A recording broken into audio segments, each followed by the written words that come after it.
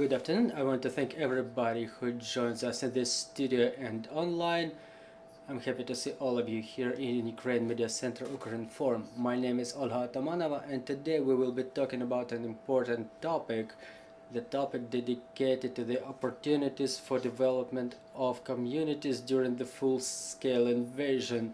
It's no secret to all of us that during this war, one of our advantages that everybody is talking about, that is highlighted to everybody, is the reform of local governance, specifically decentralization. But at the same time, during the full-scale invasion, all of our town communities were facing certain types of challenges that we will be discussing now. So joining us online is Bogdan Kelichavyi, head of Kopychyntsi town territorial community in Territorial region. Right by my side are Ksenia Alekankina, head of Reform Index project in VoxUkraine, and Halyna Skipalska, country director at HealthRight International Ukraine. Good afternoon, dear friends. Good afternoon, Mr. Bogdan. I hope you're seeing and hearing us. So for all of us, we know that all the bodies of local government, they were conditionally divided into three groups. We understand there are territorial communities which are currently under temporary occupation or were deoccupied just recently. It's one group. Another significant group is the communities which are incessantly shelled, where the security situation is very complicated. And the third group of communities are those who are facing with a lot of internally displaced persons. They receive many such people. The number of such people is increased manifold. So, Mr. Bogdan, what were the challenges that were faced by your community and how do you solve them? Good afternoon. Can you hear me? Yes, we are hearing you loud and clear. Thank you for this invitation. Well, my community is located in Territorial region, and its population before the war, before the full-scale invasion, amounted to 13,500 inhabitants. With the beginning of the full-scale invasion, we started facing a number of challenges, and we keep facing them now, including psychological challenges, psychological pressure, both on us and the population, because we don't have a lot of plans for actions, what to do in this situation. So it's the first time we're facing something like this. So one of the challenges is lack of definition, and there are some questions which are interesting from organizational point of view, but from emotional point of view it's kind of difficult. So receiving internally displaced persons, our community was not quite ready for that, but we're trying to handle this problem. We try to support the people to make them feel comfortable here, and now it's way more difficult to imagine our community without those people who now play a significant role in the life of our community. Also, we send people to war. It's difficult. We have heroes who perished. It's 9 heroes and about 5 people, according to the information I have, they are missing in action. We try to cooperate with their families. We plan some projects in this regard, and there are projects that were planned before, but the country has changed its priorities. It's clear, but at the same time, you know, the voters, they expect for those projects to be implemented. So we're kind of living in a country which wages a war. Everybody understands it, but at the same time we have people's expectations that something should be happening with the same pace or maybe even faster. So still we have to find resources to ensure proper development of the community. So we expect for funding from the donors, from international organizations that work with us. So Mr. Bogdan, do you manage to integrate the internally displaced persons in the life of community to get them engaged in the project that you try to implement even during the war? Well, I would say that integration is happening in a number of phases or cycles. So first we're talking about people who need to have their basic necessities covered when they're in some shocked state, shocked condition. We need to provide them with a psychosocial support. We do it in our community and in the region. We have many international donors working in our region, but the next phase is the socialization. We work in this area too. We try to segregate, or we try to move people from places of compact dwelling, and we try to draw the attention of the donors that people should live in separate houses, separate apartments. And now we try to coordinate it with the owners of the houses which are in bad condition and no one lives there. So we agreed with the owners. We invest in their private houses, and in exchange they lease those houses for the internally displaced persons for free for a year. And sometimes we may talk about bailout, and this is how we integrate those internally displaced persons to our community. We try to create normal life conditions for them. And the last moment is the jobs. We employ people both in our community, in the administration. For example, our chief medic is from Donetsk region. We have an accountant from Kharkiv region. So in our institutions we have a lot of international cooperation, and many people get engaged in that type of work. We have a psychologist from Kherson region. So there are many moments when people who want to get employed, they choose our community because there are jobs available here, and they make decisions based on that, and only then they cover their other needs. We have farmers from eastern regions. They brought both their managers here, and they hire local people here, including the internally displaced ones. I cannot help but asking about the future. On the example of your community, do people plan to stay with you, or they plan to come back to their homes? Those changes that you are about to implement, are they going to have the systemic nature? Are they going to be for long, or those are temporary changes that could be recoiled after the people are ready to go back home? Well, it's a case-by-case basis. Sometimes there are people from the territories that are already deoccupied and they stay with us so far, but there are people who keep talking about coming back to their homes.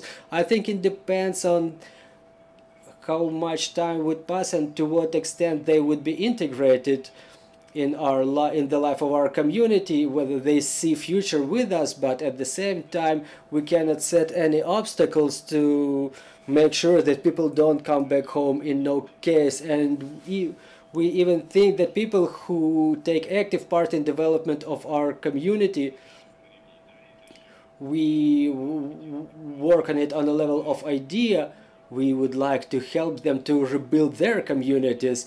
And when we talk about the international partnerships that we have now with different sister cities, with different countries, we can create such a chain of partnerships, like 2 Ukrainian cities and one deoccupied city and one city from the West. They enter into partnership with another 2 European cities. So in future, well, I have to be optimistic, and I have to express this optimism. I have to translate it to people. I have to hope for the best, and I have to create all the conditions to make sure that the people feel comfortable in the community, because it's not about keeping people with our community or not, but it's about whether they stay in the country, because You know, there are cases when people leave abroad and now they're coming back, and sometimes there are people who left way before the war, before the full-scale invasion, and now they're coming back because they see some prospects. So it's important to have in our political system, in our economic system, to have our people here, no matter what is the community. We are like a screen that tries to keep the most people possible to make sure they feel comfortable here. Thank you very much. Thank you for this information. Ms. Ksenia, the question will be to you. Do our communities have enough legal leverage to implement those changes and to respond normally to the challenges that they're facing? Within the last year, since the beginning of the full-scale invasion, we've counted 165 reforms, and only 5 of them were related to decentralization. It's very little number, but we understand the challenges that are faced by the communities, the internally displaced people, the relocated businesses, which they have to help to adapt, to integrate into the life of community. That's a small number again, and the sad number is that the Ukrainians themselves do not understand the meaning of the communities. 90% of the Ukrainians, they say that they know about decentralization, but only 9% said that it's about top reforms. So we would like to emphasize that this reform, it requires more attention, because the communities have the tax proceeds, they have financial instruments, but again, the pressure is growing on them due to the growing necessities. So we have to delegate more authorities to the local governments, because the central government has more challenges to deal with, and that will become the fundamental for our resilience when not everything is being decided in Kyiv, when the things are being decided on the local level. So what are the changes that need to be implemented, even no matter that we live in during the martial law, even in a view of all the challenges that we're facing? Because as you said, we understand that those things are fundamental for us.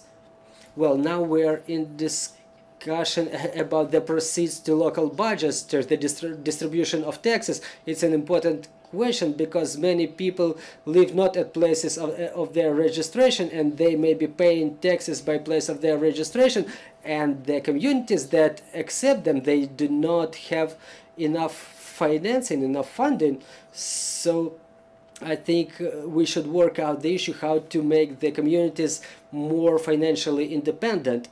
Ms. Halyna, the question will be to you. So we were talking about the communities that accept a large number of internally displaced people within the last 15 months of the full-scale invasion. So what are the changes that need to be made to change lives in those communities to the best? I want to emphasize, first of all, that the internally displaced persons are primarily women and children, and it's important to focus on that. Obviously, such people are also people with limited abilities, or the elderly and other vulnerable categories of population which require special attention, special focus, and special needs. Also important is to mention that now the communities keep talking about those who come back from Europe. According to the statistics of the United Nations organization, there is a significant number of those who come back to the accepting communities and getting registered there as internally displaced persons, and sometimes they counter the communities from that category that you named first, which are close to the forward edge of the battle area or close to the deoccupied territories. So what's important to mention is that a large number of internally displaced persons, they were subject to some crimes or cruel treatment by the Russian military. We have to understand that it's a traumatic experience that should be worked with. We should develop those services in the communities to have the healthy inhabitants. And the next the next challenge is the war that is still going on, and is the security issues, the absence of light, absence of power supply, the part of the territories which still remain without electric power supply, is the transportation security, security in the streets, that first of all is of threat to the women and children. So we keep saying that the community should have gender-oriented, gender-sensitive services to be developed for that category of population, and that those services, they talk a lot about the psychosocial support, because according to the assessment of the expert, 1 in 4 Ukrainians after the 15-month war, even without occupation, even without undergoing some trauma, still requires psychological support. In the same way, such psychological support is required by internally displaced persons, and first of all, the women. I would like to agree with my colleague and to support the communities. What's important also is to focus on the moment of economic capacities, because when people make money, when they are engaged in some processes, they have a regular income. The families can go out of the compact dwelling areas and they may rent a room or an apartment. It can be made with the support of the social workers, qualified social workers, but this economic component is a very important component. This is what's said by the donors who support humanitarian projects in the communities of Ukraine, because of the jobs, because of the proper distribution of funding incoming to communities. It can serve as the funds for development of businesses, and even women who left for European countries. Well, I'm not talking about the father countries, because it's difficult to take that decision to come back promptly from the countries far away, but from Europe they will be coming to their communities to develop the economy there. So this is one of the most important moments of integration of the internally displaced people in the communities. Mr. Bogdan, if you are still with us, so this question will be probably to you. We understand that for any manager of the territorial community, as Ms. Halyna mentioned, it's very important to have that part of the people who can be economically independent, who develop their businesses in your communities, who provide jobs there to the local population. Do you have cases like that in your community? Who was able to either relocate their business to your community or to establish their business there in your community? And by that economic factor, very important is the social factor. To what extent are the communities ready to support our internally displaced persons with the education services, medical services, kindergartens, for example? To what extent are you able to respond to such challenges? Thank you for this question. So starting from the end,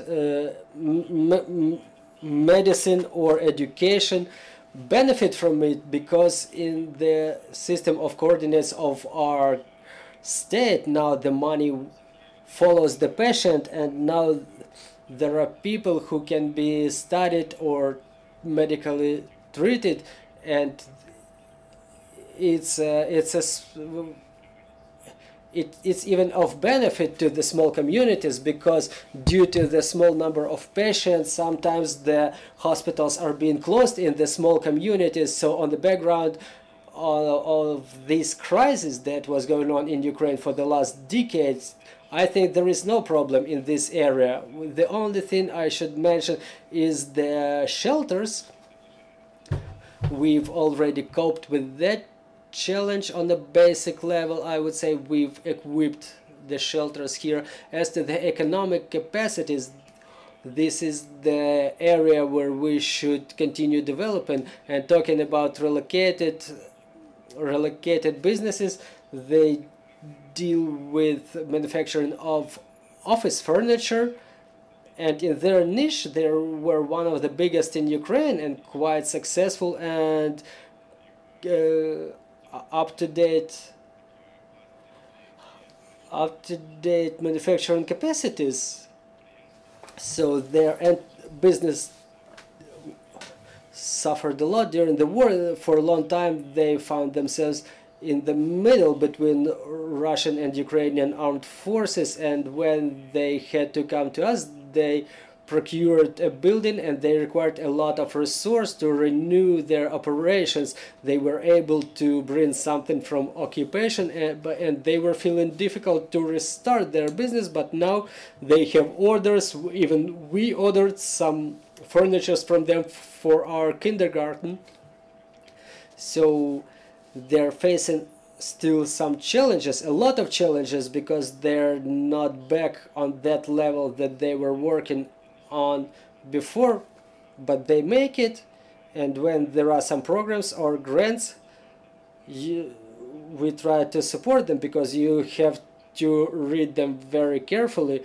But for example, when they went to the bank for a loan, they were asked to produce some proofs of their capabilities. What was your turnover capital within the last 3 years? And they said back in 2022 we had less turnover costs, so the bank was not able to respond them properly, and they were not able to get that loan. You know, there are a lot of stones you stumble upon, but we try to find ways out of the situation together.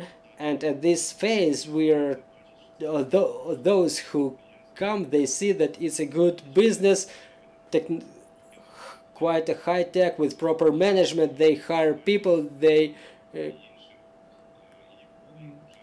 have work to do, they provide the jobs for the others, and they pay taxes here. And as to the place of registration of the businesses and payment of taxes, you know, it's a matter subject to discussion. You know, it's 50-50 is being considered by all the communities, so it's difficult to reach any agreement there.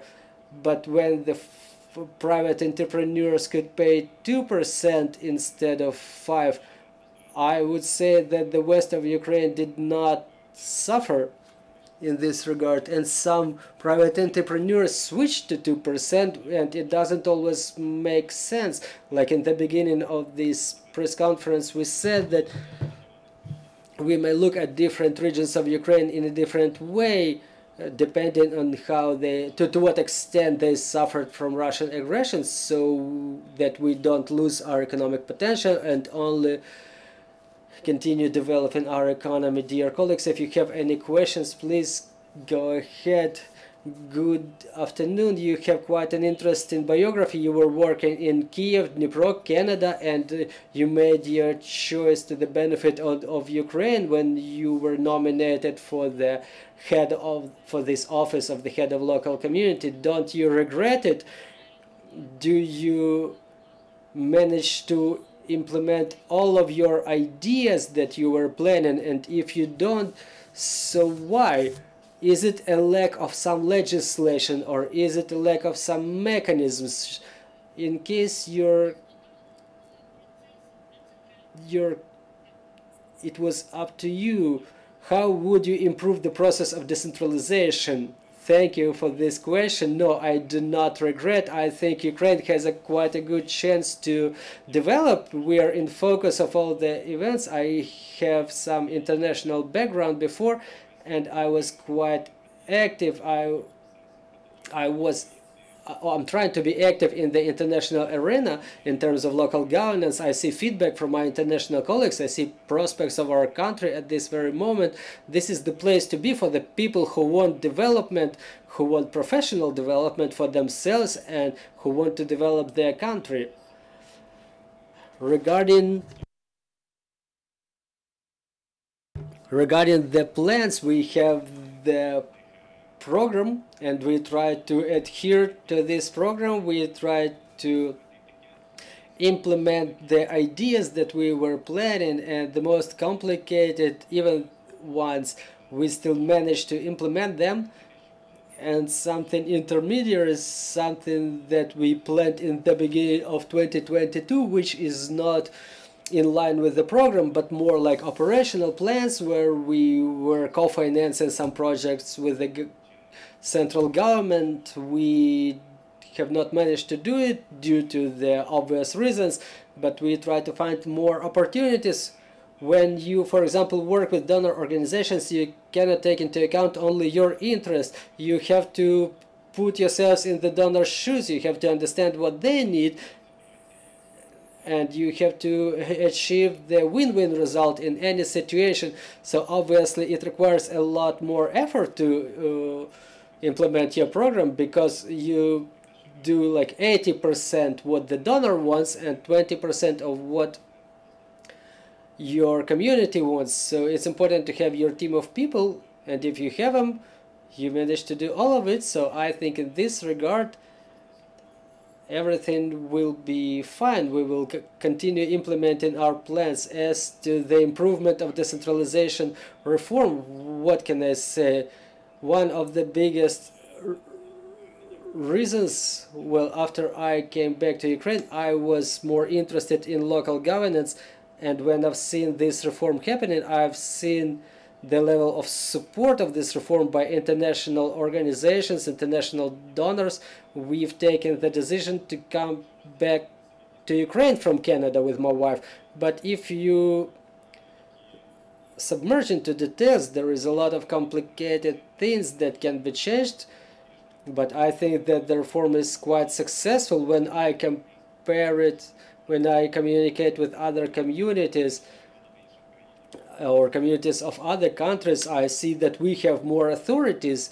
For example, like last week I was talking to the French in the Parliament of Romania, and so you see a town there, and there are 6 more levels of administration above them.